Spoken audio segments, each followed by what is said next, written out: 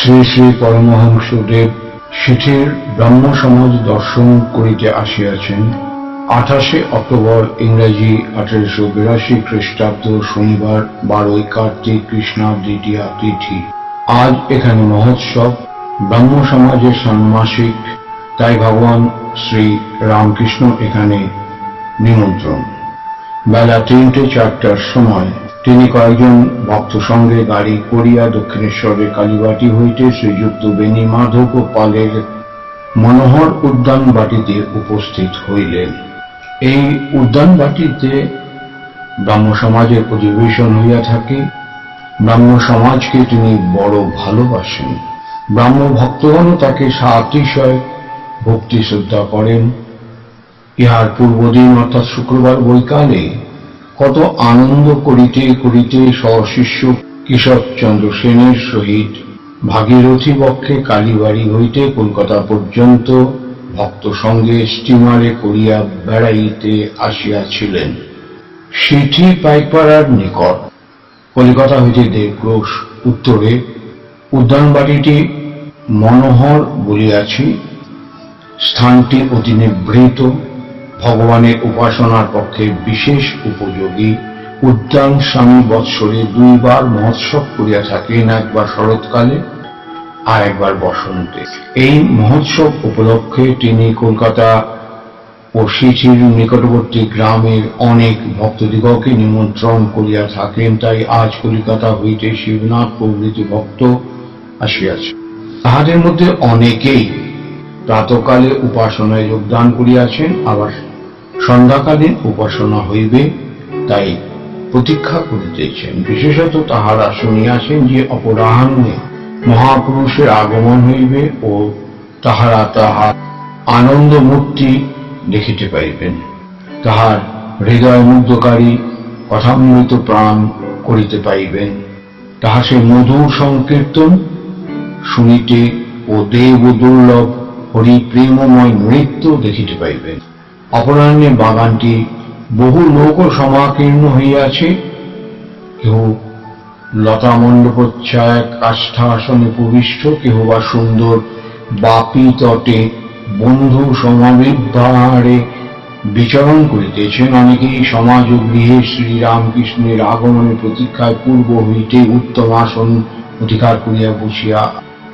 উদ্যানের প্রবেশদ্বারে পানের দোকান প্রবেশ করিয়া বোধ হয় যেন পূজা বাড়ি। রাত্রিকালে যাত্রা হইবে। শরতের নীল আকাশে আনন্দ প্রতিভাসিত হইতেছে। উদ্যানের বৃক্ষলতাগুল্মের মধ্যে প্রভাত হইতে আনন্দের সমীরণ বহিতেছে। আকাশ, জীবজন্তু, বৃক্ষলতা যেন এক টানে গান করিতেছে। সকলেই যেন ভগবান দর্শনের পিপাসু। এমন সময় শ্রী শ্রী পরমহংসদেবের গাড়ি আসিয়া সমাজ গৃহের সম্মুখে উপস্থিত হইল। সকলেই গাত্রোত্থান করিয়া মহাপুরুষের অভ্যর্থনা করিতেছেন। তিনি আসিয়াছেন, চারিদিকের লোক তাহাকে মণ্ডলাকারে ঘিরিতেছে। সমাজগৃহের প্রধান প্রকোষ্ঠ মধ্যে বেদী রচনা হইয়াছে, সেই স্থানের লোকে পরিপূর্ণ। সম্মুখে দালান, সেখানে পরমহংসদেব সমাসীন, সেখানেও লোক। আর দালানের 2 পার্শ্বস্থিত 2 ঘর, সে ঘরেও লোক। ঘরের দ্বারদেশে উদ্গ্রীব হইয়া লোকে দণ্ডায়মান। দালানে উঠিবার সোপান পরম্পরা এক প্রান্ত হইতে অপর প্রান্ত পর্যন্ত বিস্তৃত। সেই সোপানেও লোকে লোকাকীর্ণ। সোপানের অনতি দূরে 2-3টি বৃক্ষ, পার্শ্বে লতামণ্ডপ, সেখানে কয়েকখানি কাষ্ঠাসন। তথা হইতেও লোক উদ্গ্রীব উৎকীর্ণ হইয়া মহাপুরুষের দিকে দৃষ্টিপাত করিতেছে। পুষ্পের বৃক্ষ মধ্যে পথ, বৃক্ষ সকল সমীরণে ঈষৎ হেলিতেছে দুলিতেছে, যেন আনন্দ ভরে মস্তক অবনত করিয়া তাহাকে অভ্যর্থনা করিতেছে।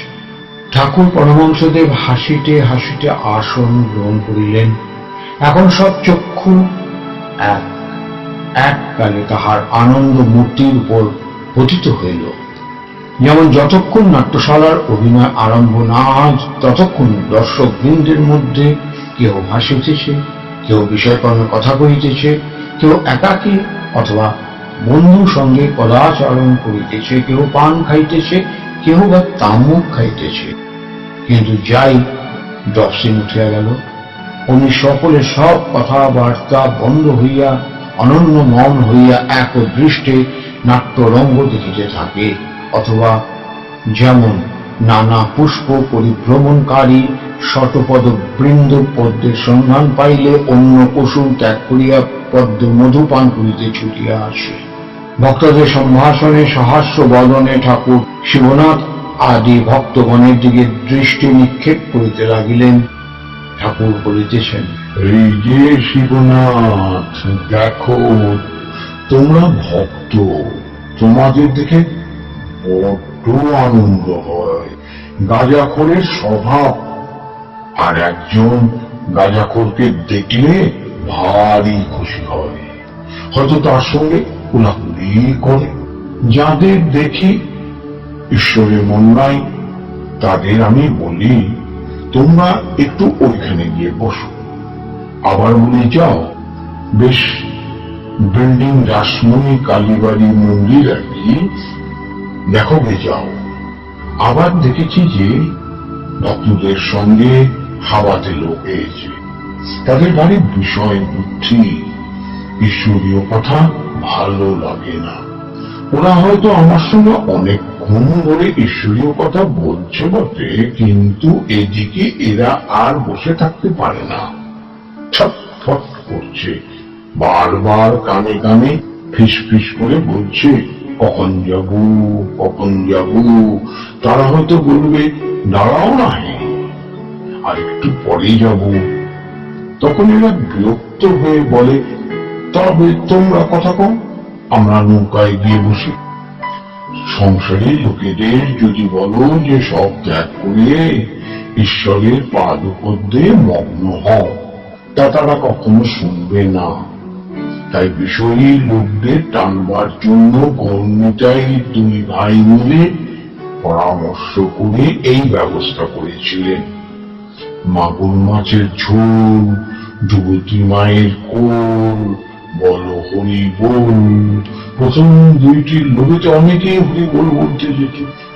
হরিনাম সুধার একটি আস্বাদ পেলে বুঝতে পারত যে মাগুর মাছের ঝোল আর কিছুই নয়, হরি প্রেমে যে অশ্রু পড়ে তাই। যুবতী মায়ের কিনা পৃথিবী, যুবতী মায়ের কোল কিনা ধুলোয় হরি প্রেমে গড়াগড়ি। এটাই কোন রকমে হরিনাম করিয়ে নিতেন।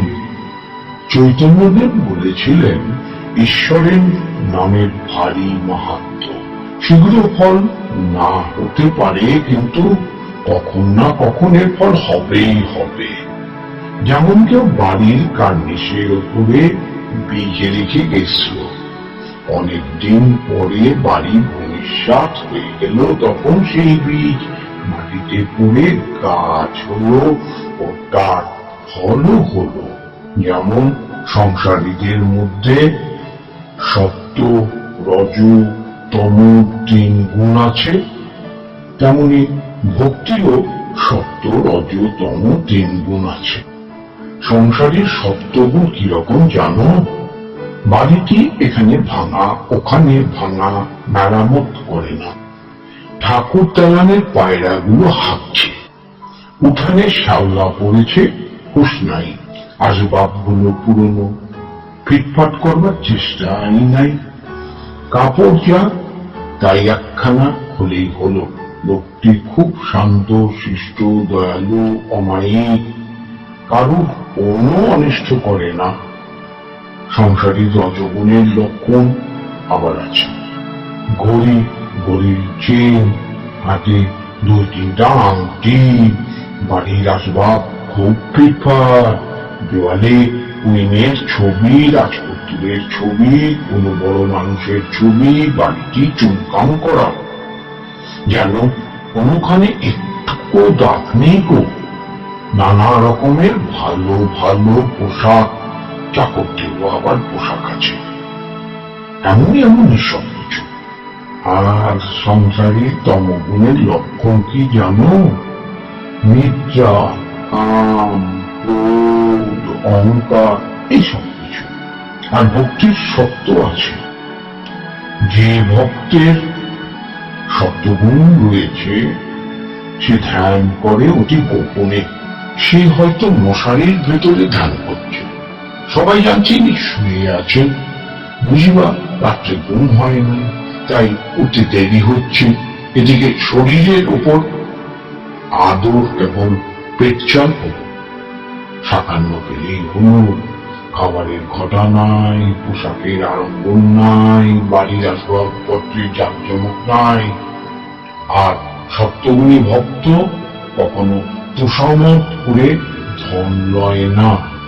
ভক্তি রজ থাকলে সে ভক্তের হয়তো তিলক আছে, রুদ্রাক্ষের মালা রয়েছে, সে মালার মধ্যে মধ্যে আবার একটি সোনার দানাও আছে।